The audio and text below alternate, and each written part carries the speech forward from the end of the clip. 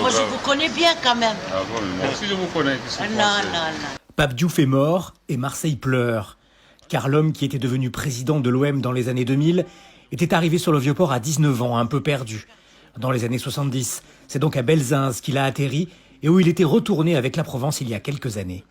Qui non seulement contenait pour l'essentiel des étrangers venus d'Afrique, noirs ou blanches, mais qui ne connaissaient pas la violence. Et ça, c'est la chose dont je me souviens le plus. Il n'y avait aucune violence. Les communautés cohabitaient, je dirais, de manière pacifique. L'OM, il l'a d'abord suivi en tant que journaliste à la Marseillaise, notamment lorsque Bernard Tapie en est devenu le président en 1986. Le rédacteur en chef de l'époque m'avait dit il ne faut pas flinguer tout de suite Bernard Tapie parce qu'on ne sait pas de quoi il est porteur pour notre ville. Ben oui, et il peut peut-être nous faire vendre des numéros. Et je t'avais flingué quand même. Tout comme son ami Bernard Tapie, Pape Diouf a gagné l'amour des Marseillais grâce à sa réussite aux commandes de l'OM. Si lui n'a pas gagné de titre, il a marqué son passage par de nombreux faits d'armes, comme lorsqu'en 2006, il décide d'envoyer l'équipe réserve jouer contre le Paris Saint-Germain au Parc des Princes.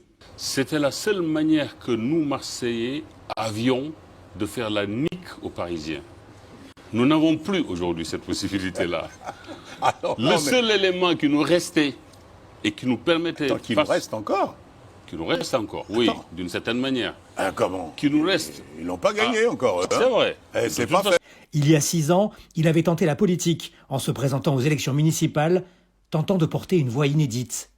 D'abord, permettez-moi de ricaner un peu quand j'entends effectivement les différents hommes politiques dont on a entendu le commentaire. Et je me félicite tous les jours de ne pas faire partie de ce monde-là et de me féliciter justement de la démarche citoyenne qui est la mienne, c'est-à-dire simplement celle qui consiste à regarder ce qui ne va pas. Depuis, Pape Diouf revenait souvent à Marseille, mais vivait la plupart du temps au Sénégal. C'est là-bas que le coronavirus l'a emporté hier soir à 68 ans. Hier, à 20h, alors qu'il se battait encore contre la maladie, le vélodrome vide résonnait au chant enregistré des supporters pour applaudir ceux qui se battent contre le virus. Ce sera encore le cas ce soir, car Marseille n'oubliera jamais son Pape Diouf.